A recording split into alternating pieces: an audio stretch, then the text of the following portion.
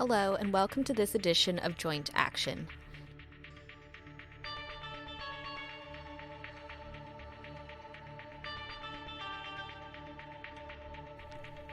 This podcast is dedicated to all those out there who have osteoarthritis.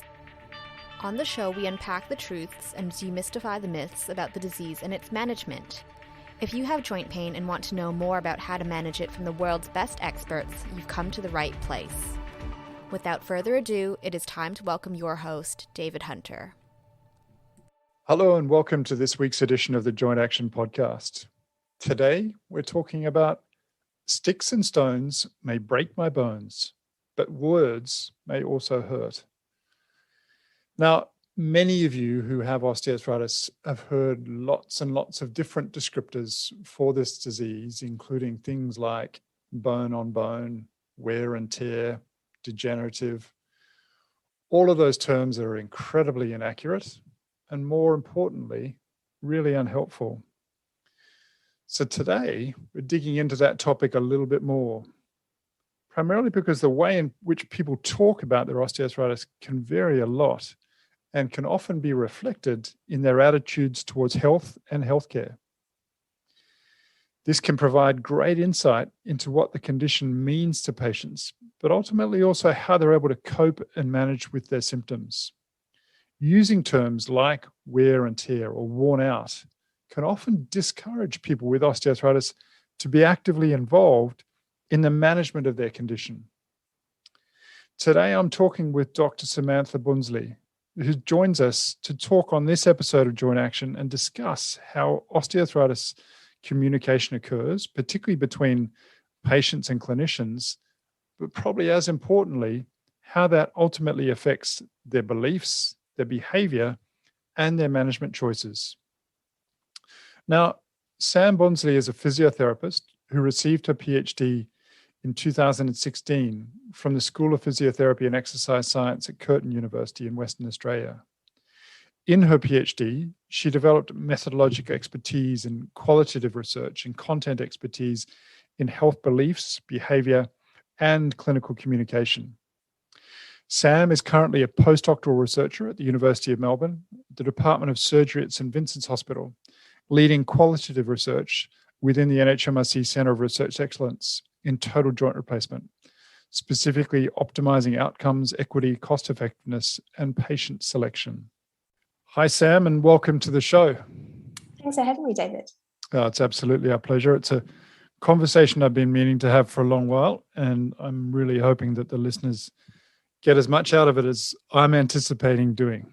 Before we get into the main content, though, which is obviously around how communication with patients can really matter, both as far as their understanding of disease and its management, I just want to spend a little bit more time getting to know you, obviously selfishly for myself, but hopefully also so the listeners know who you are and where you're coming from. But in the first instance, can you just share with the listeners a little bit more about your background and what a typical day might look like? Sure. So as you would have mentioned in the intro, I'm a physio. So I'm a physiotherapist. I originally trained at Otago University in New Zealand. So I'm sort of a Kiwi, half Aussie. I worked clinically for around 10 years as a physio before doing my PhD. And look, when I was working clinically, the part of the job that I really, really loved was listening to the patient's stories. So really everyone has a story to tell about the journey that brought them to the clinic door. And I think the physio has a really unique role as a healthcare professional. We typically have a lot more time than a GP, a physician or surgeon to sit down with our patients and to really understand how they're feeling and what they're thinking. And I found that as a physio, just giving the patient opportunity to tell the story and actively listening to how they made sense of their situation, helping them to fill in those gaps in their understanding seemed to really help people. So this is the part that I was really passionate about clinically. I went on to do a PhD where I guess I channeled some of these skills and interests into a project that was looking at the beliefs underlying behaviour in people with persistent musculoskeletal pain, as the case may be in chronic back pain. And back pain, although back pain is an interesting model to look at, I guess, because there is quite a lot of evidence to say that the pain and disability that people experience with low back pain is really poorly correlated or associated with the findings that we see on their imaging. So pain and disability that people are experiencing both at the present time and into the future is more strongly predicted by what they believe about their low back pain than any sort of pathoanatomical changes that they might have on X-ray or MRI, for example. The seminal sort of work in that area at the time was a fear avoidance, what still is the fear avoidance model of low back pain, which was published in around 2000, which describes how the interpretation of pain as a sign of threat, that damage is occurring to the spine, makes people fearful of activities that they associate with pain. And this can lead to fear avoidance behavior. So that might be the outright avoidance of activities that they associate with threat. Or the threat of pain, but it can also be guarding and bracing behaviors. So things like clenching muscles, stiffening their back when they need to bend, for example.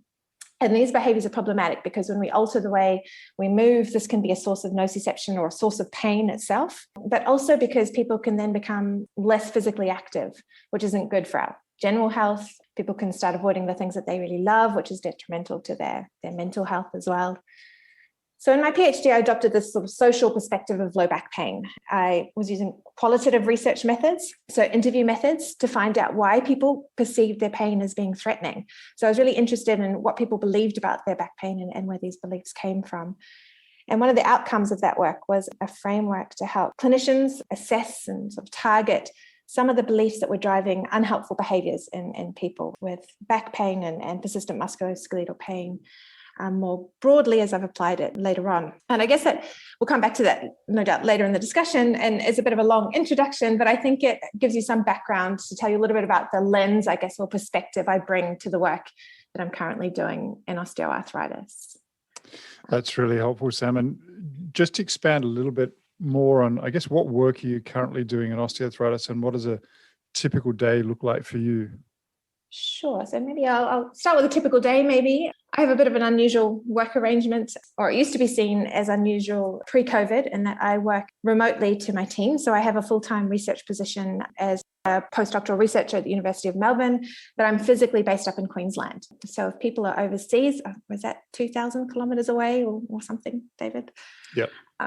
So I still have a team of PhDs, of research assistants, and I have various projects on the go, but I manage everything remotely. And part of what makes that arrangement possible is the type of research I'm doing. So I mentioned that I use qualitative research methods. So my data is collected through interviews, through video recordings of clinical encounters, for example. And I'd say a typical day is probably similar to that of any other research academic. I meet with my wonderful PhD students. I manage the projects that are currently underway. I sit on a few committees and things, try to make time to read and write.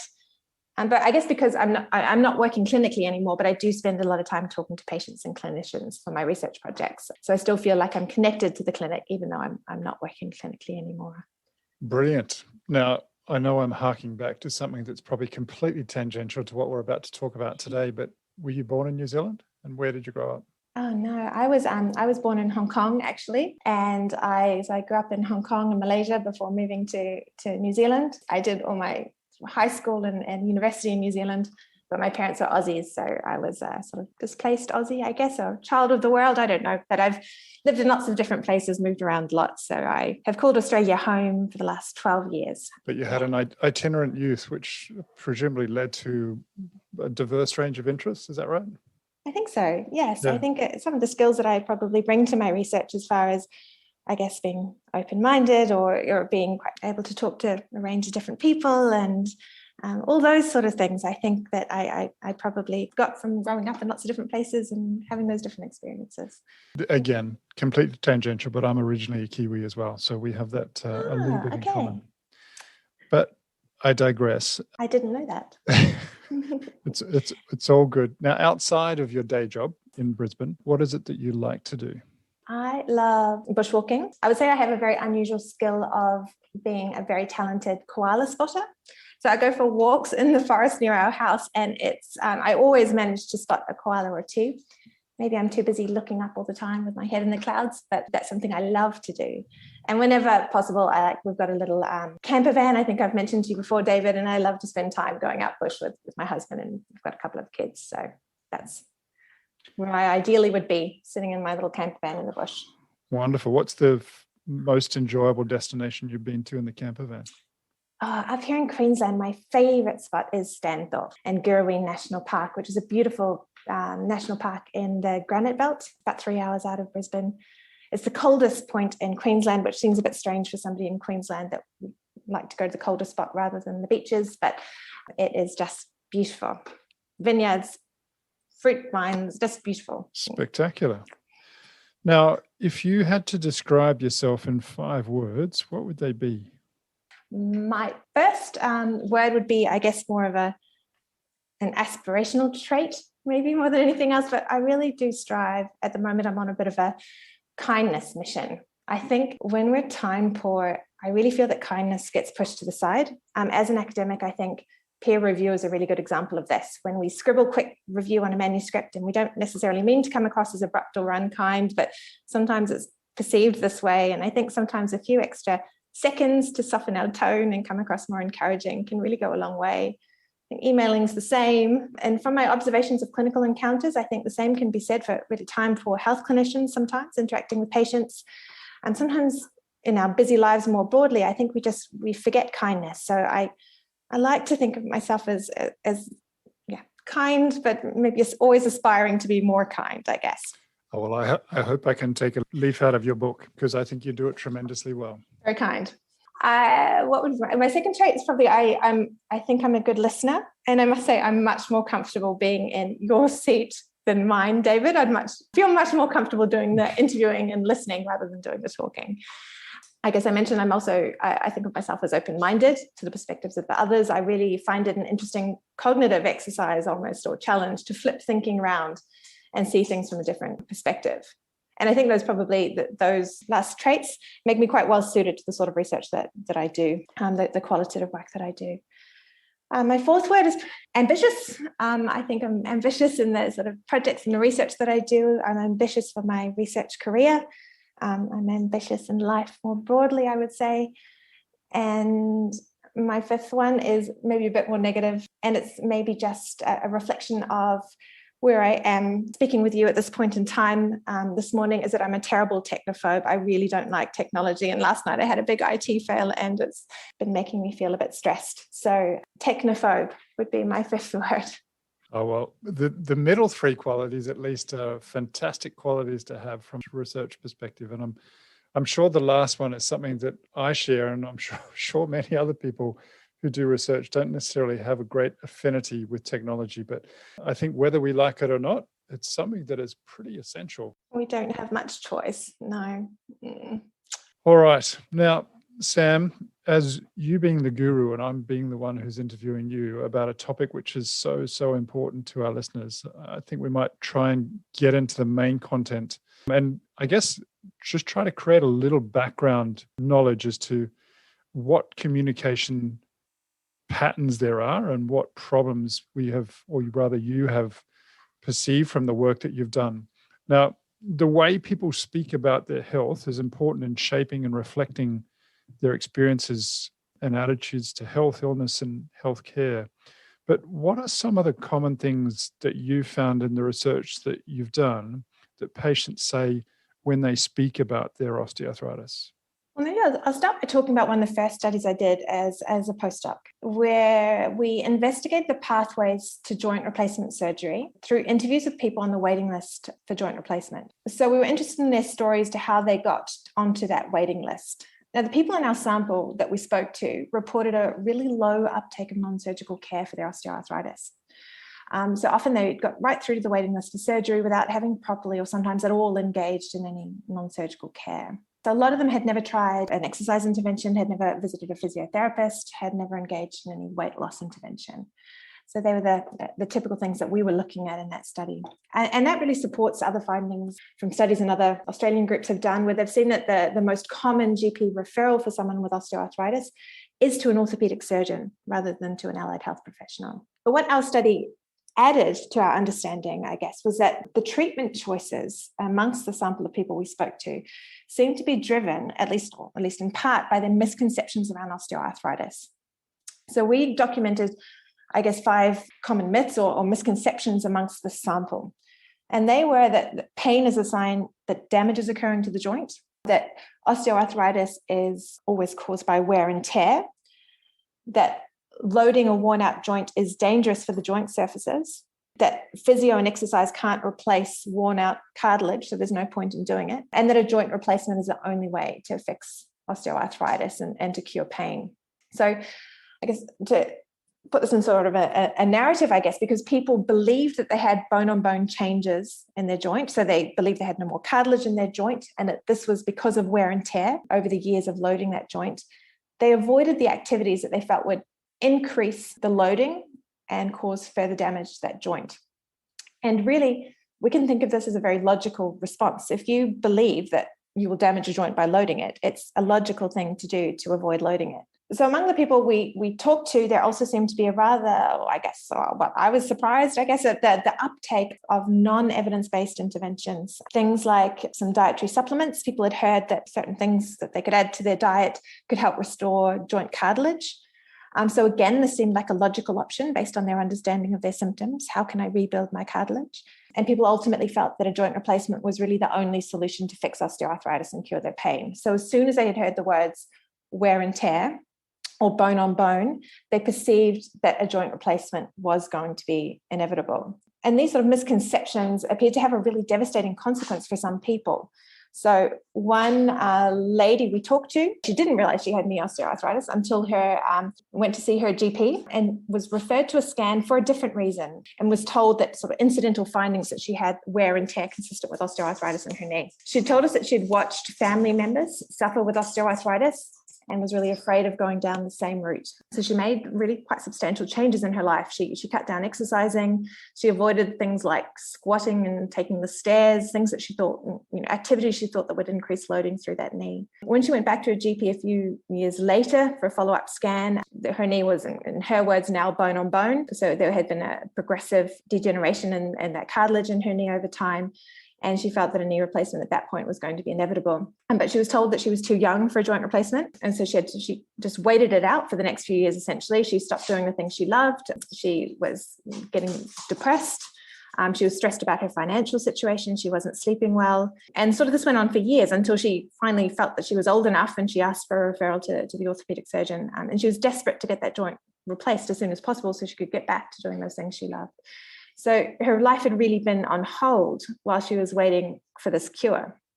And I think stories like this particular lady's story really help to illustrate the impact that beliefs can have on people's behavior and how that can really influence their OA outcomes, their osteoarthritis outcomes, but not only, I guess, their osteoarthritis outcomes, but when people stop doing those things that they really love and value, that has really huge consequences on physical health, general health, mental well-being, all those things as well. Yeah, undoubtedly. And I obviously don't know the lady that you're talking about, but during any of that journey or trajectory of illness, was there any suggestion that anything else could occur or any empowering messages given about what could be undertaken by the joint and what she could actually do?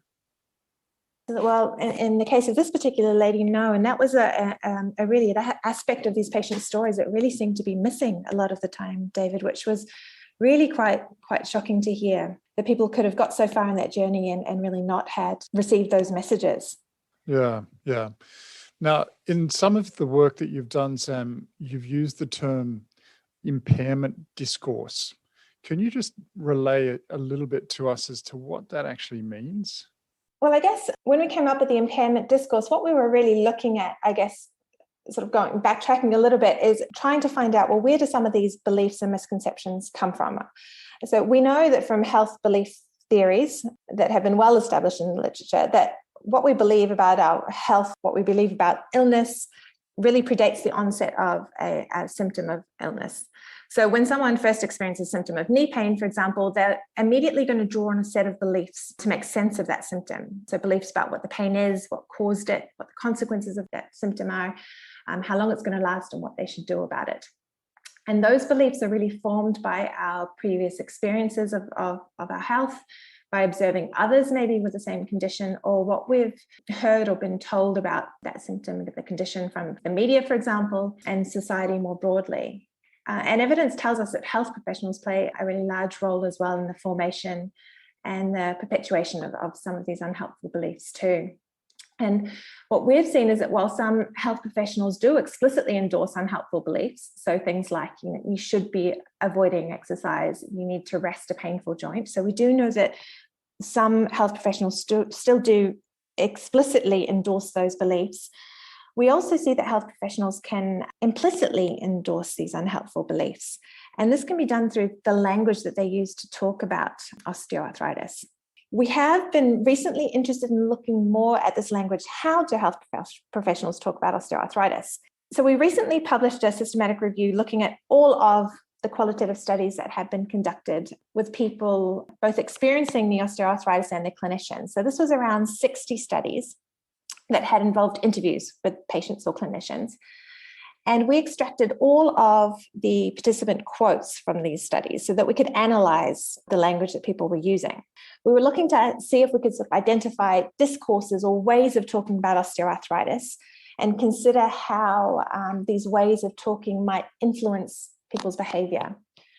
And what we found across these 60 or so studies that were all done in different Western and non-Western settings, so quite diverse settings, was that the dominant way of talking was really what we described as an impairment discourse.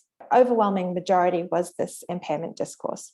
And according to this discourse, if I describe this a little bit for you, this discourse likens the body to being a machine, and it likens pain to being a broken part of this body machinery. So when we think of a machine generally comes with a use-by date, and people talk about their body in the same way. So the same joints as being part of a machine that has a use-by date that can eventually wear out over time or break down.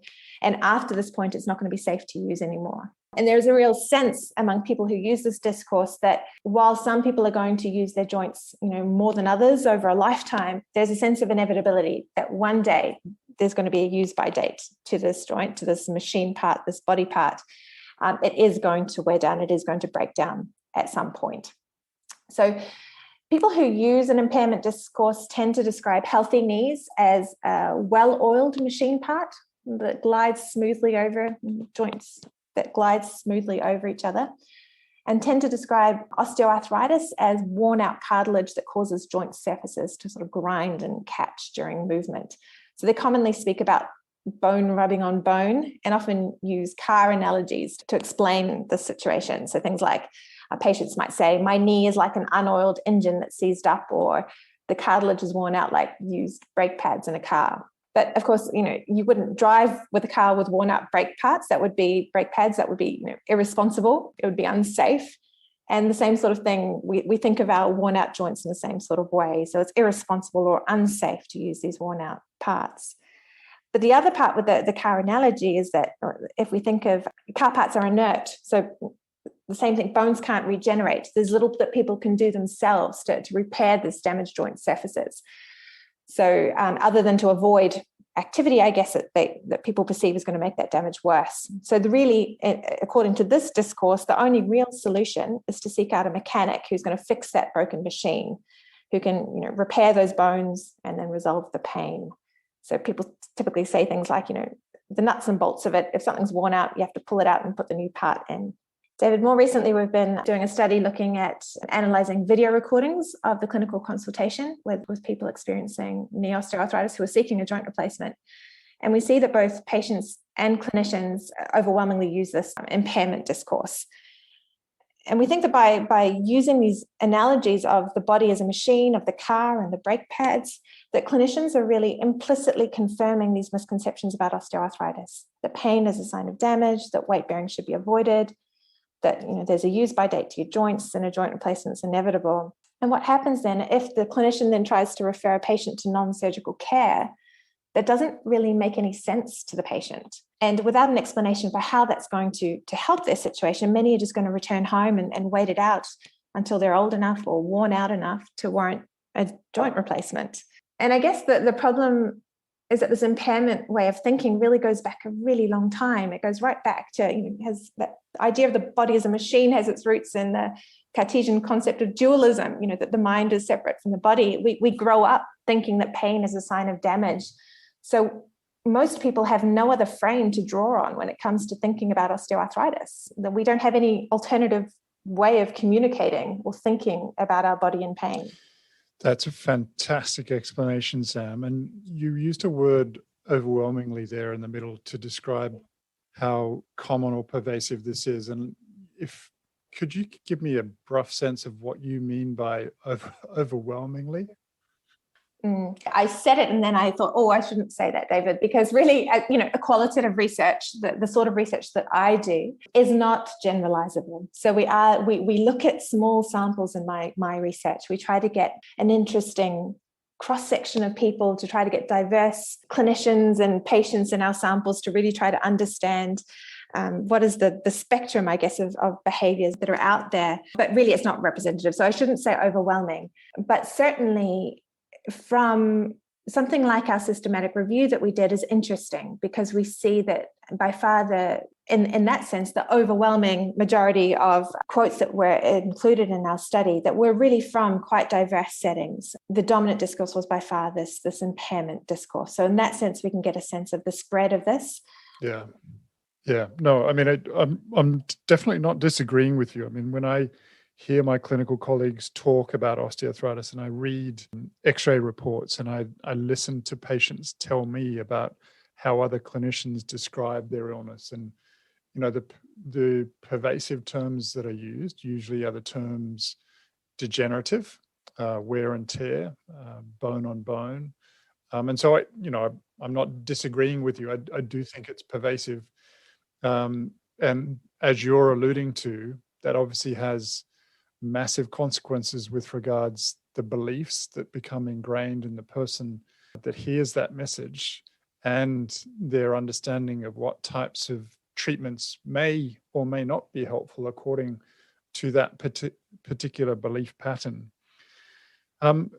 What's the converse? So we've spoken a little bit about the impairment discourse. What's the alternative here? What alternate discourse could we be having as clinicians that may lead to altered behaviors, beliefs, and potentially management for people that have osteoarthritis?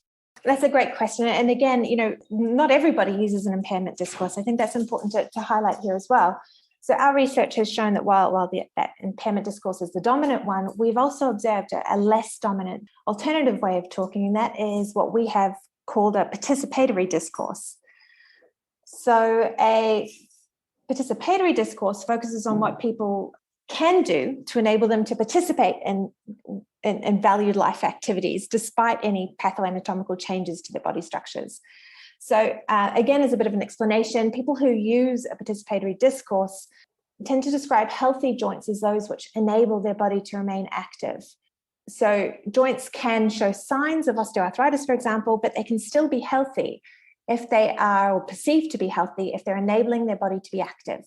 So people who use this discourse really tend to shift that focus away from fixing any pathoanatomical changes to focusing instead on what they can do to maintain their health and maintain their participation in life. Our research has shown that people who, in that systematic review, we showed that people who use this discourse tend to see their joints as more than just cartilage and bones, but they tend to think of them more as structures that are cocooned in muscles. And cartilage and muscles, cartilage and bones can't regenerate, but potentially regenerate, but muscles can regenerate in the view of the people who use this discourse. So muscles are visible to the eye; they're under voluntary control. So by building up muscles, people perceive that joints can become stronger, more able, more healthy. So of course, we need to acknowledge that some people with musculoskeletal pain, with some people with osteoarthritis, they are going to end up undergoing surgical interventions.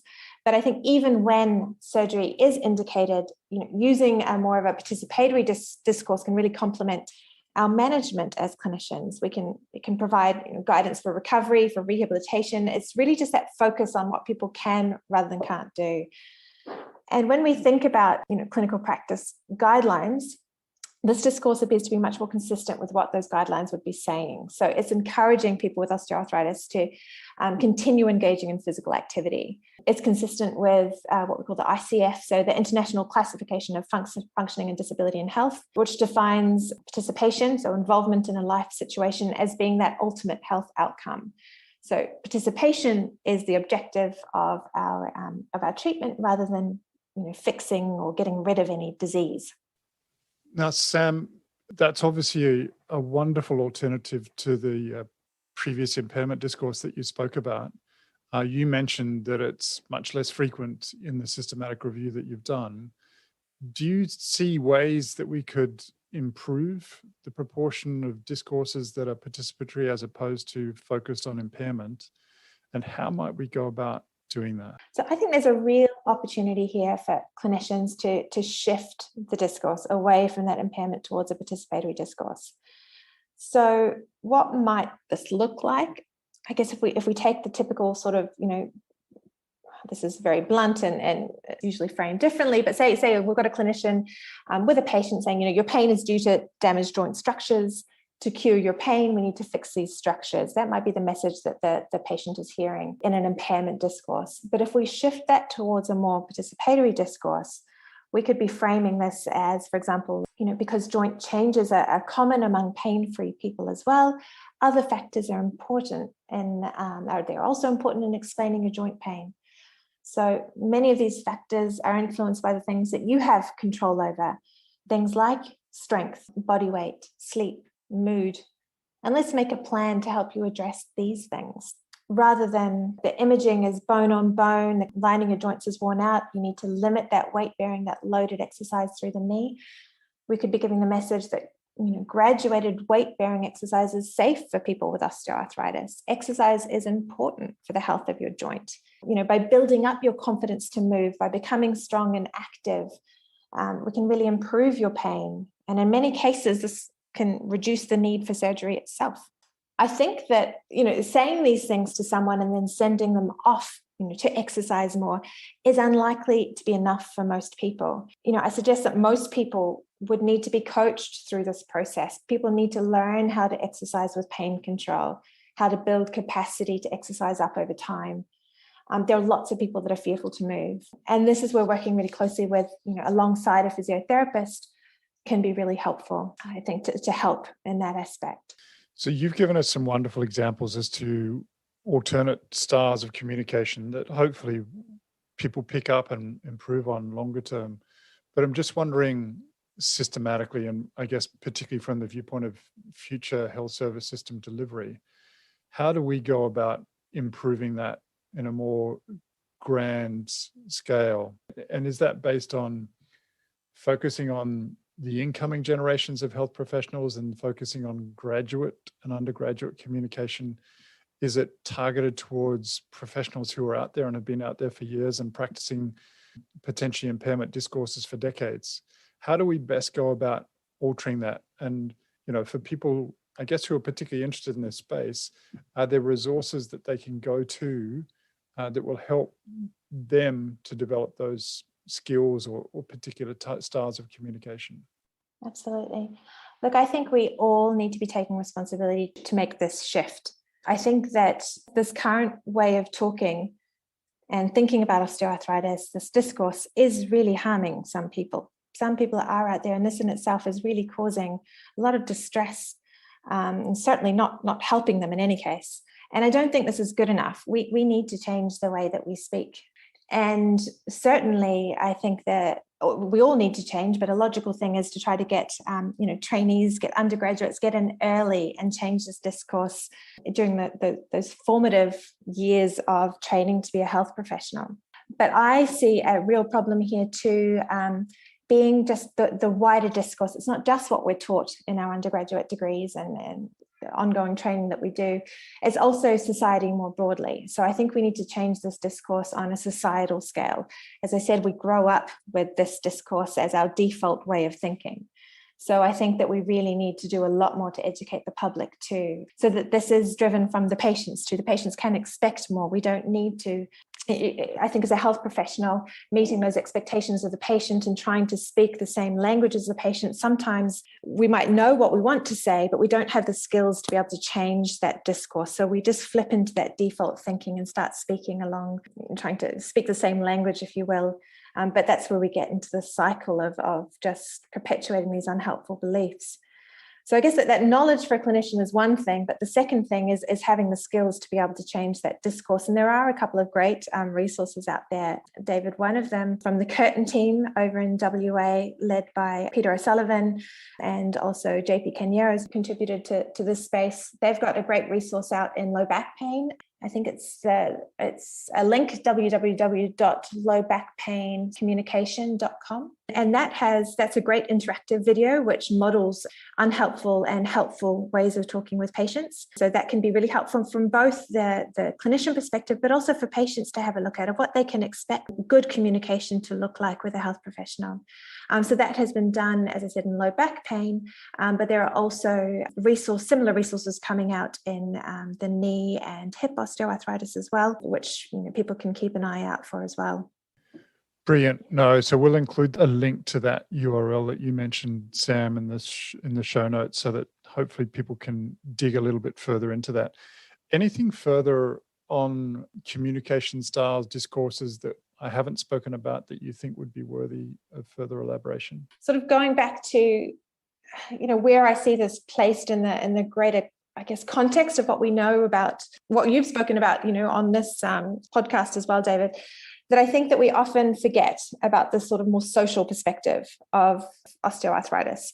So we know that there are many things that can affect the experience of pain and disability in people with osteoarthritis. The various osteoarthritis phenotypes that, as I said, you've spoken about in previous episodes. But I think that the social perspective really has been overlooked. But it is an important part of this jigsaw puzzle, particularly because what people believe about their situation is modifiable. So we can change people's beliefs, and this can really have potentially a really positive impact on their behaviour and their experience of pain and disability. Changing beliefs alone may not be enough, but I think without addressing these beliefs, it's unlikely we're going to bring about behaviour change in our patients.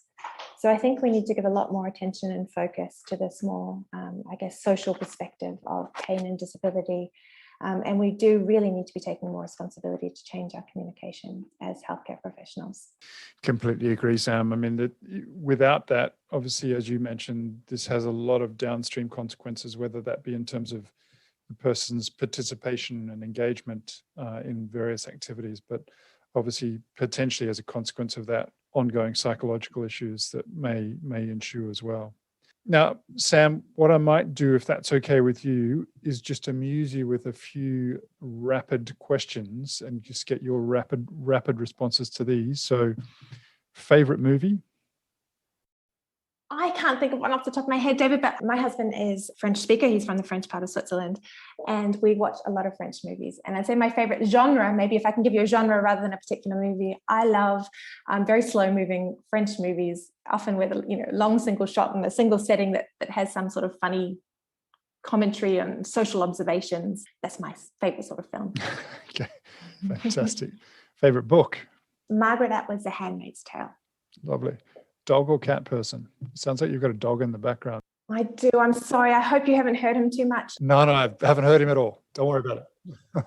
Okay. Thank you. I'm definitely a dog person. I'm quite afraid of cats, actually. Yeah. Favorite quote? Now, I got this quote actually, and I thought about it ahead of today. I got it off a website of a great, I think she now has gone on to do a PhD, but she was a consumer, somebody who had experienced back pain herself. And I think it's Jo Belletta is her name.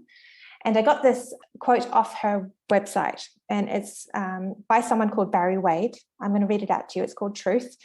So, sticks and stones may break my bones, but words can also hurt me. Stones and sticks break only skin, while words are ghosts that haunt me. Slant and curved, the word swords fall to pierce and stick inside me. Bats and bricks may ache through bones, but words can mortify me. Pain from words has left its scar on mind and heart that's tender. Cuts and bruises now have healed. It's words that I remember. Very, very pertinent for today. That was wonderful. What's your favorite food? Thai food. Do you have a bad habit? Yes, I don't know if I should say it. This is a truth and honesty show. You just told us about truth. Truth and honesty. Oh gosh, yes, you're right. I'm a nail nibbler when I'm nervous. Okay. Very good. Where would you like to go on holiday? Assuming there is no border disruptions. the Swiss mountains. What superpower would you have? Just be something around waving magic wands and changing the way we communicate. So it's a speech tool. Now, if you could meet anyone dead or alive, who would it be? About a strong, powerful woman, someone like Michelle Obama. Wonderful. What would you do if money wasn't an issue? If money wasn't an issue for research, I would love to roll out a big public health campaign to bust some of these myths around osteoarthritis. Superb. Now, just because I want to get a little bit more into your brain, why do you do what you do, Sam? What motivates you? I think probably a lot of it does come down to advocacy, David. I hear such really stories that really affect me from patients, and they're simple things that we can change, and patients deserve better. So I think it's that advocacy that pushes me to demand better, to try harder, to change things. Well, I hope you continue to maintain it because you're doing incredible work. Now, if you could have a billboard with anything on it, what would it be and why? Oh, it would be the Mythbusters. I think those 5 ones I mentioned at the start. Pain is not a sign of damage. OA is not a one-way trajectory. Somehow just billboards that are busting those myths on people are driving past, and it's that wide society that we need to be reaching. So I like the idea of a billboard. It would be a Mythbuster, but it would also have links to further informational services, because I really do believe that needs to be backed up with the right support. Superb. Well, hopefully we'll see some of those soon, and I don't have to travel to Brisbane to see it. Brilliant. Well, Sam, that was an absolute pleasure. Thank you so much for spending some time with me to talk about what's a really, really important topic that I'm really hoping a lot of our listeners get a lot out of, as well as any clinicians out there who are engaged and interested in this space. Thank you very much for inviting me along, David. It's been a pleasure talking to you. I'm hoping that you found today's content really helpful.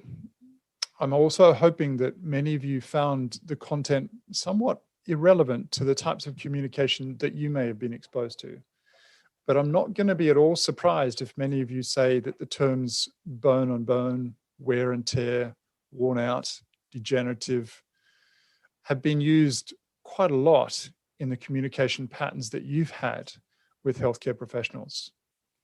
Here's hoping that they have an opportunity, or at least you have an opportunity, to impart to them some discourse that may be more participatory and positive around healthy aging and empowerment that leads to better beliefs, better behaviors, and better management choices. Really look forward to taking your questions about today's podcast topic and or others, and look forward again to speaking with you soon. Thanks so much for your continued support. Thanks for listening to Joint Action with David Hunter. If you like our show and want to know more, visit www.jointaction.info.